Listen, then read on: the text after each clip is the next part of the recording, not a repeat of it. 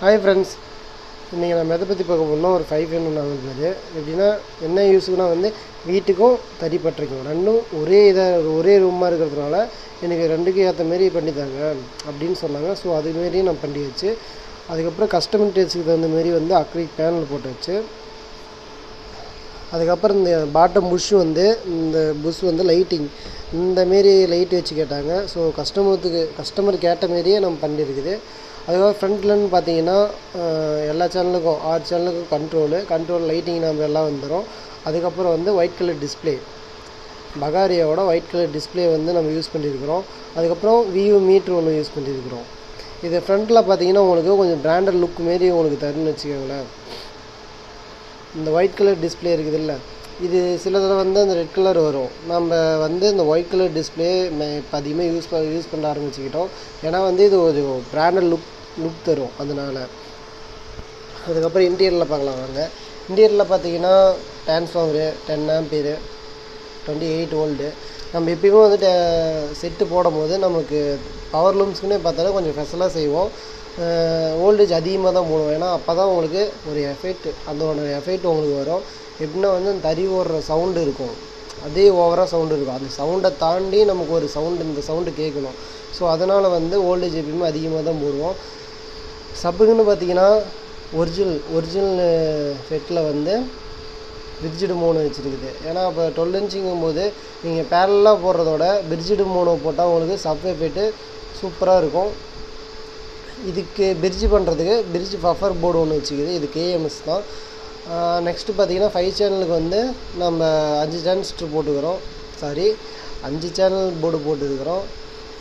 அதுக்கப்புறம் பார்த்திங்கன்னா இதுக்கு இன்புட்டு பவர் சப்ளைக்கு கேஜ் அதிகமான ஒயரு போடணும் நம்ம. ஏன்னா இன்புட்டு ஆம்பியர் நமக்கு அதிகமாக போனால் தான் அவுட்புட்டு நமக்கு அதிகமாக கிடைக்கும். ஸோ இங்கே நம்ம ஏதாச்சும் தப்பு பண்ணிட்டால் நம்ம அவுட்புட்டு கம்மியாக தான் வரும். அதனால் இன்புட்டு கொடுக்குற ஒயரை கொஞ்சம் திக்னஸாக போட்டுக்கோங்க. அதுக்கப்புறம் என்ன பண்ணிக்கிறேன்னு பார்த்தீங்கன்னா ஒரு பிடி போர்டு இது ஷீலில் போட்டுக்கிறோம். சப்வூஃபர் மார்டின் ஆடியோ இதுக்கு நமக்கு தகுந்த மாரி கெயின் ஃப்ரீக்வன்சி அட்ஜஸ்ட் பண்ணி வச்சுக்குது. சப்வூஃபருக்கு தகுந்த அட்ஜஸ்ட் பண்ணி வச்சுருக்கிறோம். அதுக்கப்புறம் பவர் சப்ளை பார்த்தீங்கன்னா 3500 ஒரு மெட்டல் டையோடு, இந்த கெப்பாசிட்டரு எப்பயும் போல தான்.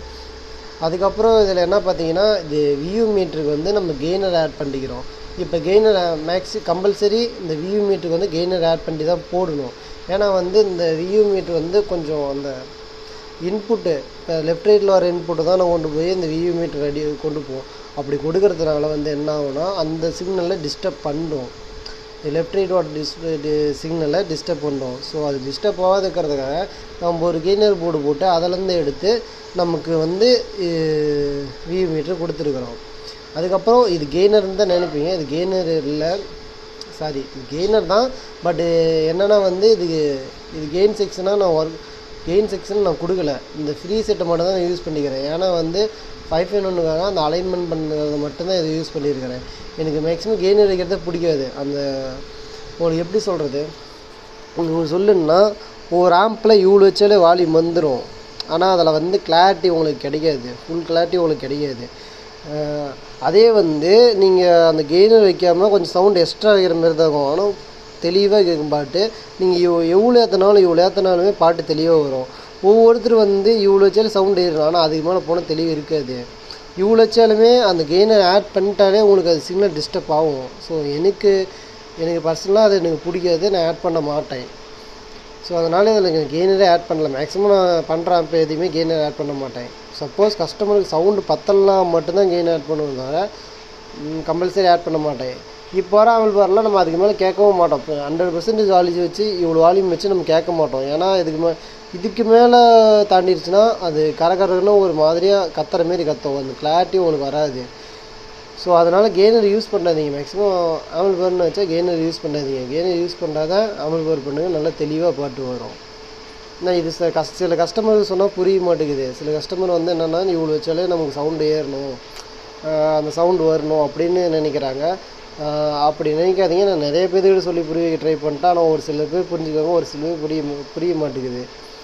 இப்போ இப்போ எக்ஸாம்பிளுக்கு சொல்லணுன்னா இப்போ இவ்வளோ வச்சு ஒரு சவுண்டு வருதுன்னு வச்சுக்கோங்களேன். இவ்வளோ வச்சு ஒரு 50% சவுண்டு வருது. அதுக்கப்புறம் இவ்வளோ ஏற்றிங்கன்னா 80% வருது. அந்த ஆம்போட கெப்பாசிட்டி எவ்வளோ தான், அந்த 80% கெப்பாசிட்டி தான். அதுக்கு மேலே ஏற்றினாலும் உங்களுக்கு கிளாரிட்டி வராது.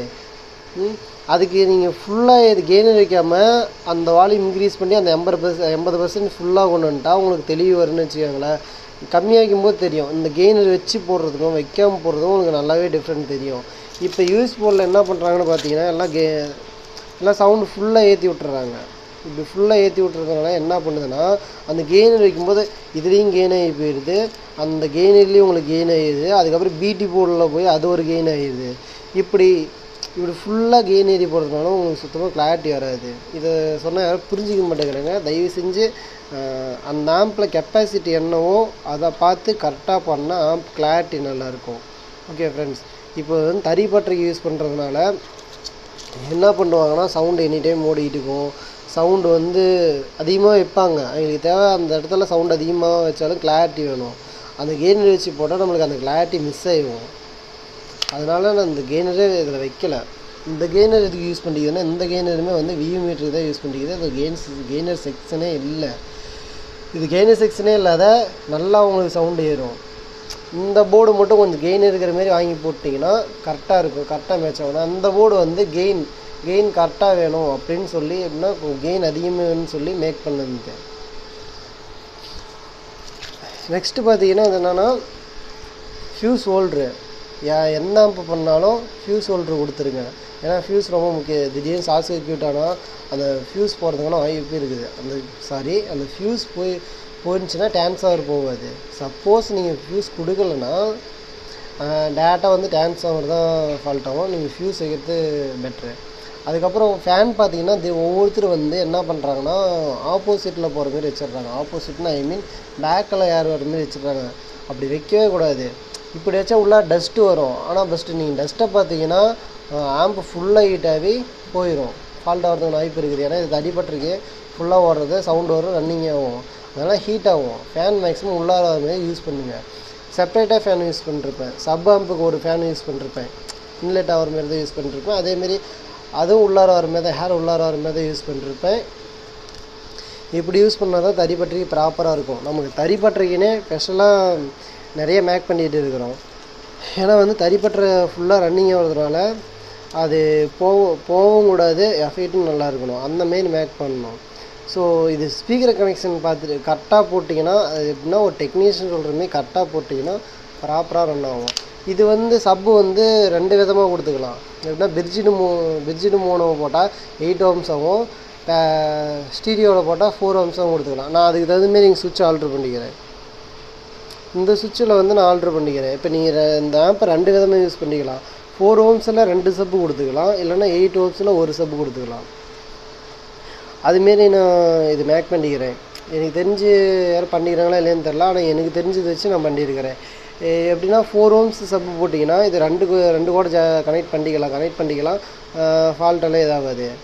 அதே நீங்கள் பிரிட்ஜிடு மோனோ போட்டு 8 ohmஸாகவும் போட்டுக்கலாம், இல்லைனா 4 ohms ஒன்றாவும் போட்டுக்கலாம். அது சப்போஸ் 2 சப்பு யூஸ் பண்ணுறதா இருந்தால் நீங்கள் அந்த சுவிட்சை மட்டும் ஆன் பண்ணி விட்டால் போதும். 2 சப்பு யூஸ் பண்ணிக்கலாம் 4 ohmஸில். அதுமாரி இந்த ஆம்பை மேக் பண்ணிக்குது. ஏன்னா கஸ்டமர் 2 சப்பும் போட்டாலும் போடுவாங்க, நான் அதுக்கு தகுந்த மாதிரி மேக் பண்ணிக்கிறேன். இதில் என்ன கனெக்ஷன்னா ஸ்பீக்கர் கனெக்ஷன்னா 5 சேனலும் நீங்கள் 5 சேனலும் வந்து 8 inchலேருந்து 10 inchலேருந்து 12 inch வரைக்கும் போட்டுக்கலாம். ஆம்ப் எந்த ஃபால்ட்டும் ஆகாது. மேக்ஸிமம் வந்து 12 inch யூஸ் பண்ணால் தறி பட்டறைக்கு நல்லாயிருக்கும். கஸ்டமர் வந்து என்கிட்ட கேட்டது நாங்கள் எதுனாலும் 10 inch 12 inch எதுனாலும் போட்டுக்கோம் அப்படின்னு கேட்டாங்க. ஸோ அதுக்கு தகுந்த மாதிரி மேக் பண்ணிக்கிறேன். மேக்ஸிமம் வந்து எப்படி சொல்கிறது, ஒரு 5 12 inch போட்டால் கரெக்டாக இருக்கும். தறி பட்டறைக்கு சவுண்டு வரும், சீக்கிரம் ஃபால்ட் எதாகாது. இப்போ நான் டெஸ்டிங்காக என்ன பண்ணிக்கிறேன்னா 4 15 பிஎஸ் ஸ்பீக்கர் தான், பிஆம்பி ஸ்பீக்கர் தான், 4 15 போட்டுக்கிறேன். சப்வூஃபர் இங்கே ஒன்று 430 bucks. இது பார்த்தாலே தெரியும், இது வந்து 430 bucks. டெஸ்டிங்காக இப்போ கனெக்ட் பண்ணிக்கிறேன். இப்போ டெஸ்டிங் பார்க்கலாம் வாங்க. ரொம்ப நேரம் ப்ளே பண்ண முடியாது, எனக்கு காப்பி ரைட் வந்துடும், அதனால் சிம்பிளாக ப்ளே பண்ணி காட்டுறேன் சின்னதாக.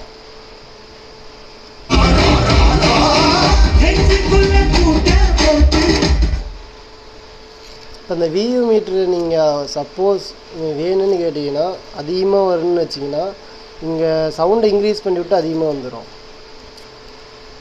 இப்போ ஒவ்வொருத்தருக்கு இது கண்ட்ரோல் பண்ண தெரியாது இந்த வியூ மீட்ரு.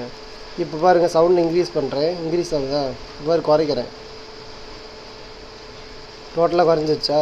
நீங்கள் வந்து இந்த சாங்க்கு தகுந்த மாதிரி இந்த வி மீட்ரு போயிட்டு வரும். நீங்கள் சப்போஸ் அந்த அந்த அலைன்மெண்ட்டு கரெக்டாக வைக்கணும்னா நீங்கள் சவுண்டு இன்க்ரீஸ் பண்ணால் அந்த அலைன்மெண்ட்டு கரெக்டாக வந்துடும். இப்போ நான் ஃபுல்லாக வால்யூம் இன்க்ரீஸ் பண்ணிட்டேன். நான் இவ்வளோ தான் செட் ஆகணும், இவ்வளோ தான் வரணும்னு நான் வி மீட்ரு அந்த கேனில் வந்து அட்ஜஸ்ட் பண்ணிக்கிறேன். அதுமாரி வரும்.